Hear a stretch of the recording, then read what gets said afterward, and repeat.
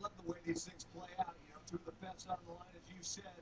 Matt Hagan had the advantage in reaction off the starting line, but almost made it up pretty much at 60 feet. That might have something to do with the way they both staged the cars. But here was a problem in the middle of the racetrack. Just could not get it hooked up, and that's basically when Robert Hyde lost it. Here's a Napa track fact. We're talking about the Christmas tree. Now, when both drivers stage the car, the computer will activate the amber lights between 8/10 of a second and 1.3.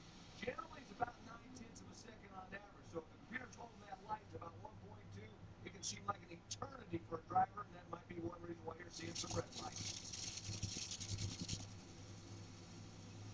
Who's on man, Gary Gerald?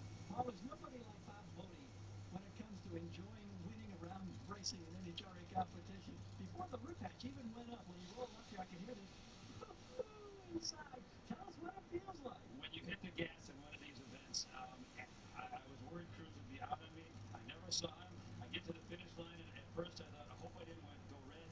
I turned the corner, they reined me over here to the winner area, and I was wooing inside there because there's nothing better for us to win, and this is like winning the Super Bowl. A round win for us is huge. We've got a great race car. Cruz is a great competitor, but here we are going on. It's amazing. It's the best thing. We nicknamed our car over the weekend. It's a slug. This thing is a heavy body.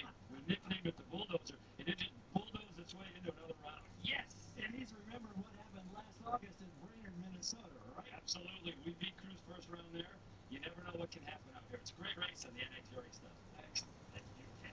Well, we heard Ron Tolman talk about the data reporters and some of the things that they check, and here on the fuel flow for a nitro car, gallons per minute is what this is. 4 gallons per minute at the bottom when those fuel cars are sitting on the start line. That's what they're putting through the engine. At a half a second after the driver hits the throttle, 60 gallons per minute. Second and a half, it goes up to 70, and then to 85 gallons with 2.5 seconds on.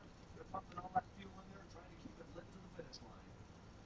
Now, if you look over